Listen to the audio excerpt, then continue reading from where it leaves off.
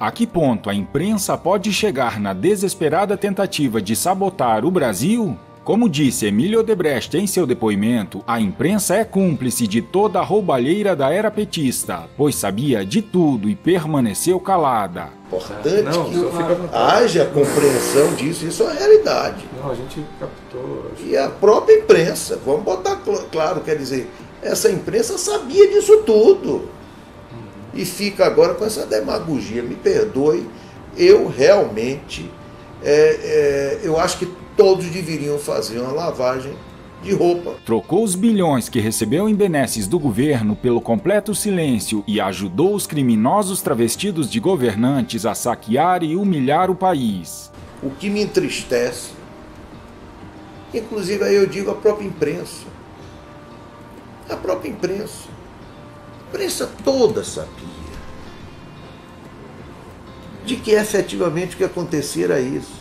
Por que agora estão fazendo tudo isso? Por que não fizeram isso há 10, 15, 20 anos atrás? Porque tudo isso é feito há 30 anos. Muita atenção ao que está acontecendo.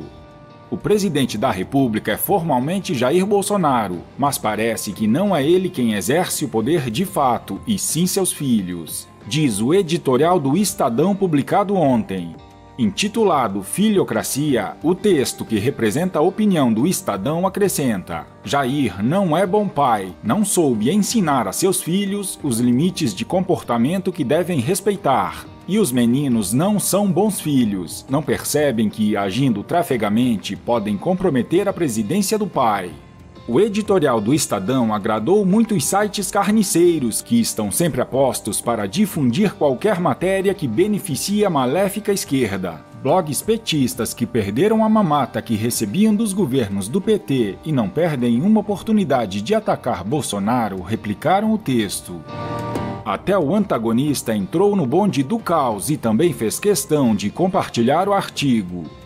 A imprensa sempre age em bando, simultaneamente. Também em editorial publicado ontem, o Globo diz logo no subtítulo que os filhos do presidente causam mais prejuízos à imagem do governo do que toda a oposição. Não há registro de grandes casos de sucesso quando laços de sangue pesam mais que currículos como passaporte de entrada em palácios, acrescenta o jornal. O mal-estar não existiria e o assunto poderia ser tratado pelas vias normais para casos do tipo, se um filho do presidente não tivesse acesso a todos os contatos feitos com o pai. Diz o Globo sobre o imbróglio envolvendo Carlos Bolsonaro e o ministro da Secretaria-Geral da Presidência, Gustavo Bebiano. O editorial do jornal O Globo também foi replicado com entusiasmo pelos raivosos blogs petistas.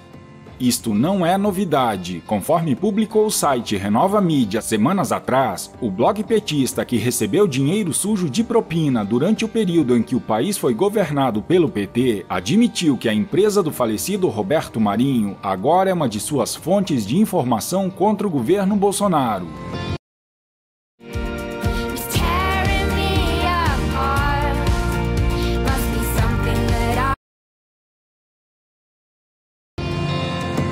Eduardo Bolsonaro, um dos filhos do presidente, não parece estar incomodado com este tipo de matéria. Me divirto com notícias do tipo: militares não querem filhos de Bolsonaro por perto, ou Bolsonaro nomeia amigo para o governo. Nada como viver na realidade. Chato é que o Brasil fica em segundo plano para este tipo de imprensa, mas bons e ruins profissionais há em todo lugar, publicou Eduardo em seu Twitter. Já Carlos Bolsonaro esbravejou contra as tentativas de sujos e desesperados setores da imprensa de criar intriga entre os filhos do presidente e o governo. A nova estratégia dos sujos e desesperados setores da imprensa é explodir de dentro para fora, tentando criar intriga entre os filhos do presidente e os bons generais. São uns porcarias quem fazem parte disso. E continuou em publicação no Twitter feita ontem. Faço uma pergunta para simples reflexão. Por que focam as baterias para me atacar se simplesmente disse a verdade? Se respondo, sou isso. Se me calo, sou aquilo. Não se deixem levar por quem sempre escravizou suas mentes. Estão desesperados, pois não têm mais o que é dos senhores. Todos nós sabemos que estamos em meio a uma guerra e que a poderosa escória midiática vai fazer de tudo para tentar derrubar quem os ameaça. Também devemos ter cuidado com alguns formadores de opinião que se dizem de direita, mas são inocentes, ignorantes ou agem de má fé, não perdendo uma oportunidade de desinformar seus seguidores ao entrar no jogo da esquerda, replicando e dando voz às tentativas sórdidas de desestabilizar o governo. Esses elementos são iguais aos urubus carniceiros de grande parte da mídia e não merecem nenhuma credibilidade. Bolsonaro, agora recuperado da tentativa de assassinato que sofreu, terá que dar um puxão de orelhas em qualquer um de sua base que insista em conflitos públicos. Afinal, a imprensa tentará usar qualquer palavra mal colocada de qualquer integrante do governo ou familiar do presidente para criar um factoide com o único propósito de sabotar o governo. Essas intrigas inúteis ameaçam a governabilidade. And when Rachel saw that she bare Jacob no children, Rachel... Os deuses do mercado ficaram encantados com a promessa do superministro da Economia, Paulo Guedes, de que a reforma da Previdência vai gerar uma economia de R$1 trilhão em 10 anos. A tendência é que ela seja aprovada, apesar das longas polêmicas que enfrentará no Congresso Nacional.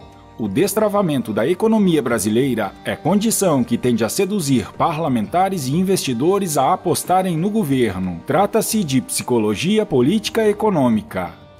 Pergunta básica: um governo com tamanho potencial de sucesso pode ficar refém de intrigas entre os diversos grupos que o compõem? Claro que não. É impagável o preço do dia perdido com o desgaste inútil causado pelo conflito público entre o secretário-geral da Presidência, Gustavo Bebiano, e Carlos Bolsonaro, o filho que cuida da comunicação virtual do presidente da República. Jair Bolsonaro tem a responsabilidade de impedir que esta guerra e outros conflitos imbecis tenham prosseguimento. Tamanho desgaste é incompreensível. Alvo permanente de intrigas extra e intrapalacianas, o vice-presidente Antônio Hamilton Mourão, mais uma vez, demonstrou que pode atuar como uma voz de conciliação e equilíbrio para forçar os grupos em torno de Bolsonaro a entenderem que não têm o direito de sabotar o governo Bolsonaro. Mourão deu uma entrevista ontem acreditando que Jair Bolsonaro vai dar uma ordem unida aí nessa rapaziada, referindo seus filhos Carlos, Eduardo e Flávio, mas também aos demais geradores de intrigas. O vice Mourão antecipou o que acontecerá. O presidente vai conversar com o ministro Bebiano e acertarem os ponteiros.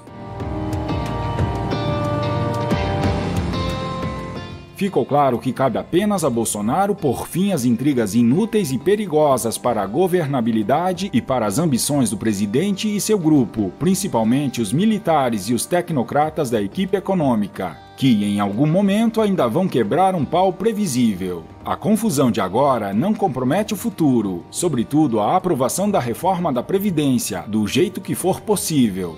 No entanto, todos nós sabemos, Bolsonaro terá que estabelecer limites para a natural influência dos filhos no governo. O presidente também terá de criar um staff com visão e vicência estratégica para prevenir crises no próprio time, matando as intrigas no nascedouro. Se não tomar essas duas atitudes, o fogo amigo poderá oferecer altíssimos riscos ao governo. Pois, por incrível que pareça, a grande mídia, cúmplice da traição à pátria praticada pelo PT, ainda tem poderes para manipular massas e até, repito, formadores de opinião que se intitulam de direita.